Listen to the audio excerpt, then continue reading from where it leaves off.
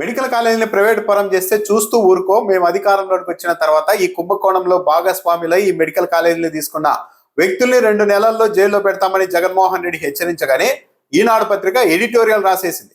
జగన్మోహన్ రెడ్డి దుష్టుడు, దుర్మార్గుడు, కుటిల రాజకీయాలు చేస్తూ ఉన్నారు, భారత ప్రజాస్వామ్యానికి జగన్మోహన్ రెడ్డి ప్రమాదం అంటూ రాసేసింది. మెడికల్ కాలేజీని ప్రైవేటీకరిస్తామంటే జైల్లో పెడతామని బెదిరిస్తారా? ఇది అభివృద్ధిని అడ్డుకోవడం కాదా అంటే మొత్తం రాసుకొచ్చింది ఎడిటోరియల్. అంటే ఈనాడు పత్రిక విషయంలో మెడికల్ కాలేజీని ప్రైవేట్ పరం చేయడం అనేది అత్యుత్తమమైన నిర్ణయం, చంద్రబాబు నాయుడు గారు తీసుకున్న నిర్ణయాన్ని అందరూ సమర్థించాలి, వ్యతిరేకించే వాళ్ళంతా ఏకంగా భారత ప్రజాస్వామ్యానికే ప్రమాదం అంటూ ఈనాడు తన ఎడిటోరియల్లో అసలు రూపాన్ని రాసింది.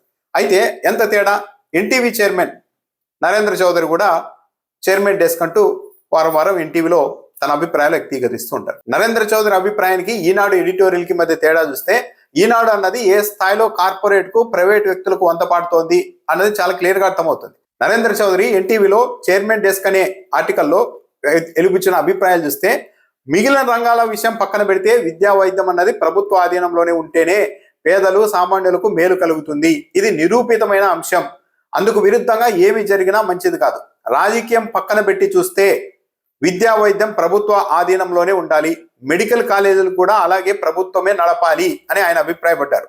ఈ రోజుల్లో ప్రైవేట్ వైద్యం ఎంత ఖరీదైందో ప్రత్యేకంగా చెప్పాల్సిన అవసరం లేదు, కార్పొరేట్ ఆసుపత్రులకు వెళ్తే లక్షల బిల్లులు వేస్తూ ఉన్నారు, ఈ రోజుకి కూడా ప్రభుత్వ ఆధ్వర్యంలో హాస్పిటల్స్ ఉండబట్టే కనీసం పేదలకు ఉచితంగా వైద్యం నడుస్తుంది, ఇప్పుడు ఆ మాత్రం భరోసా కూడా లేకుండా చేస్తే పేదవాడు బతకగలడా అని నరేంద్ర చౌదరి ప్రశ్నిస్తూ ఉన్నారు.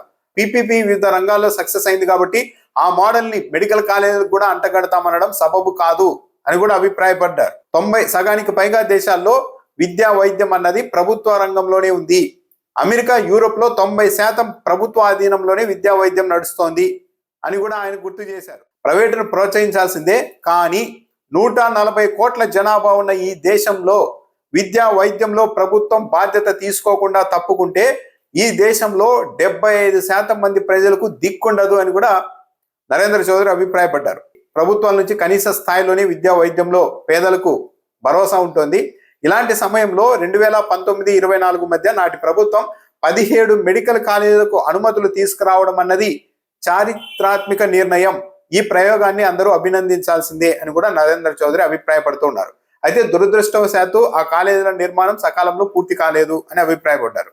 ఇప్పటికే ప్రైవేట్ ఆధ్వర్యంలో నడుస్తున్న హాస్పిటల్స్, మెడికల్ కాలేజీలు కూడా ఉన్నాయి, వాటిని ప్రభుత్వానికి సంబంధించిన హాస్పిటల్, మెడికల్ కాలేజీలతో పోలిస్తే ఈ రెండింటికి మధ్య తేడా చాలా ఉంటుంది అని కూడా ఆయన అభిప్రాయపడ్డారు. అంటే ప్రభుత్వ ఆధ్వర్యంలో ఉన్న సంస్థల్లోనే పేదలకు, సామాన్యులకు సరైన సేవలు అందుతున్నాయని నరేంద్ర చౌదరి అభిప్రాయపడుతూ ఉన్నారు.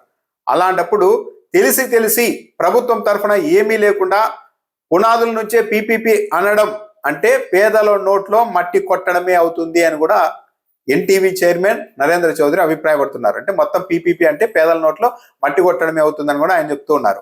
ఇప్పటికే విద్యా వైద్యంలో ప్రభుత్వం నుంచి కనీస స్థాయిలో మాత్రమే పేదలకు భరోసా ఉంటుంది, ఆ మాత్రం భరోసాకు కూడా తూట్లు పడవడం సరికాదు, వైద్యం కూడా లగ్జరీగా మారిపోతే ఈ దేశంలో పేదలు చిన్న చిన్న జబ్బులకు కూడా ప్రాణాల మీద ఆశలు వదులుకోవాల్సిన పరిస్థితి రావచ్చు అని కూడా చౌదరి హెచ్చరిస్తున్నారు. పీపీపీకి మీరు ఎన్ని నిర్వచనాలు ఇచ్చినా అంతిమంగా అది ప్రైవేట్ అనేది వాస్తవం, మర్చిపోవద్దు అని కూడా చెప్తున్నారు. అంతిమంగా కోట్లు పెట్టి సీట్లు కొనుక్కోవాల్సి ఉంటుంది, లక్షలు చెల్లించి వైద్యం చేయించుకోవాల్సి ఉంటుంది అని కూడా ఆయన చెప్తున్నారు. విశాఖలో KGH, Andhra medical college, Kurnool medical college, హైదరాబాద్లో ఉస్మానియా, నిమ్స్, గాంధీలో ఏ స్థాయిలో పేదలకు ఉపయోగం నడుస్తోందో, పేదలకు మంచి జరుగుతుందో మనం గమనించవచ్చు. ఇవి ఉండబట్టే ప్రైవేటుకు ధీటుగా ఇక్కడ మెడికల్ కాలేజీలో పేదలకు వైద్యం అందుతోంది అని కూడా ఆయన గుర్తు చేస్తూ ఉన్నారు. ప్రజాస్వామ్యంలో ప్రతి దాన్ని వ్యాపార కోణంలో చూడడం సరికాదు, 5,000 కోట్ల రూపాయలు పెద్ద కష్టమేమి కాదు ప్రభుత్వానికి మెడికల్ కాలేజీలు నిర్మించాలి అని అనుకుంటే. ఇప్పటికే అనుమతులు ఉన్నాయి, భూములు ఉన్నాయి, సగం నిర్మాణాలు కూడా జరిగాయి అని కూడా ఎన్టీవీ చైర్మన్ నరేంద్ర చౌదరి గుర్తు చేస్తూ ఉన్నారు. ప్రభుత్వ హాస్పిటల్ని ప్రోత్సహించండి, ఎవరు కాదనరు, కానీ ప్రభుత్వ మెడికల్ కాలేజీని ప్రైవేట్ పరం చేస్తామనడం దారుణం. 17 మెడికల్ కాలేజీలు ఉండడం ఏపీకి గర్వకారణం అవుతుంది. ఇప్పటికీ ఏపీలోని పలు జిల్లాల నుంచి హైదరాబాద్కు వైద్యం కోసం రావాల్సిన పరిస్థితులు ఏర్పడ్డాయి. ఎక్కడో ఉన్న విజయనగరం నుంచి కూడా హైదరాబాద్కు వైద్యం కోసం వస్తూ ఉంటారు.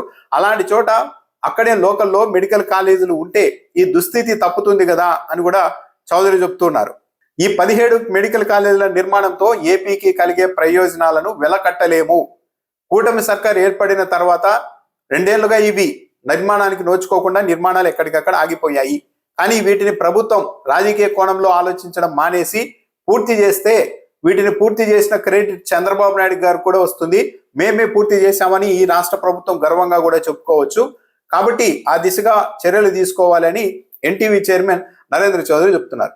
సో ఈనాడులో ఎడిటోరియల్ మొత్తం ఈ హాస్పిటల్ అన్ని ప్రైవేటీకరిస్తేనే ప్రజలకు వైద్యం అందుతుంది, దాన్ని అడ్డుకునే వాళ్ళు ద్రోహులు, భారత ప్రజాస్వామ్యానికి ప్రమాదకారులు అంటూ ఈనాడు రాసింది.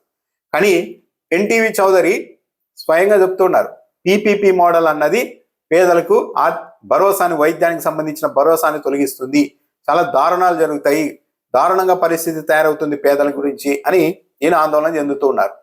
ఇది తేడా. మీడియాలో కూడా 2 మీడియా సంస్థల మధ్య ఉండే తేడా ఇది.